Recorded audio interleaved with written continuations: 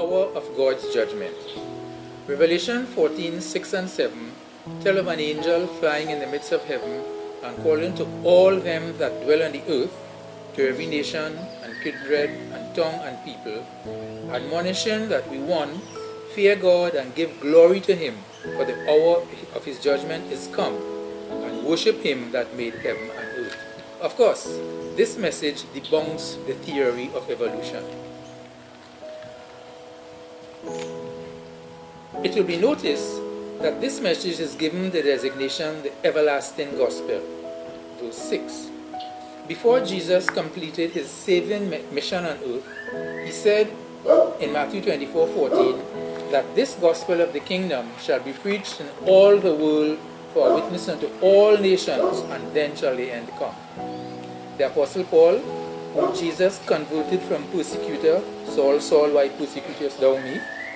To be his chosen servant to bear his name before the Gentiles and kings and the children of Israel, Acts 9:4 and 15, and who thereafter was filled with the Holy Ghost, Acts 13:9, tells us in Romans 1:16 that the gospel is the power of God unto salvation to everyone that believeth, to the Jew first and also to the Greek.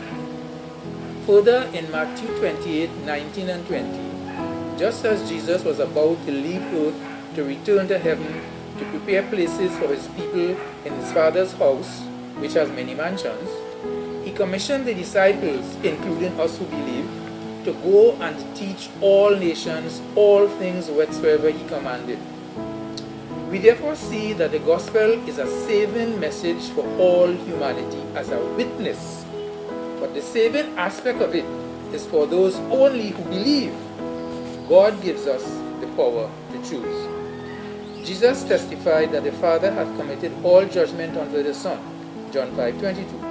And the Apostle Paul in 2 Corinthians 5 verse 10 reminds us that 1, we must all appear before the judgment seat of Christ, and 2, everyone will receive the things done in his body according to that he hath done, whether it be good or bad.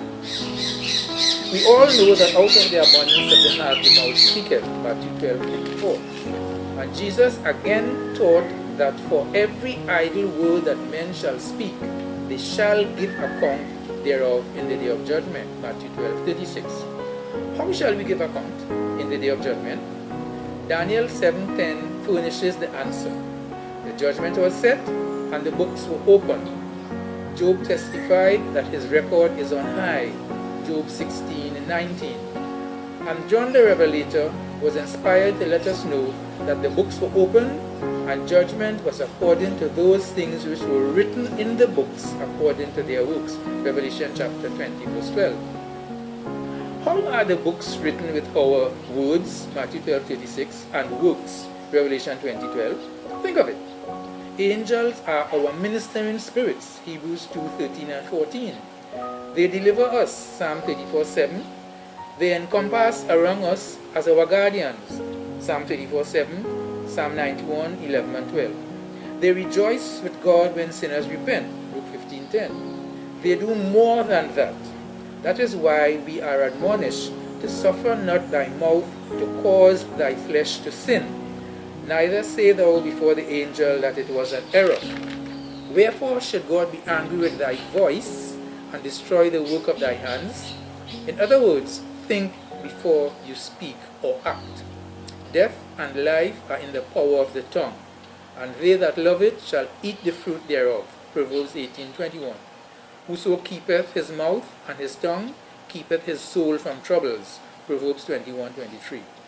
When the judgment is finished, Jesus will pronounce these words: He that is unjust, let him be unjust still. And he which is filthy, let him be filthy still. And he that is righteous, let him be righteous still. And he that is holy, let him be holy still. Revelation 22:11. Therefore,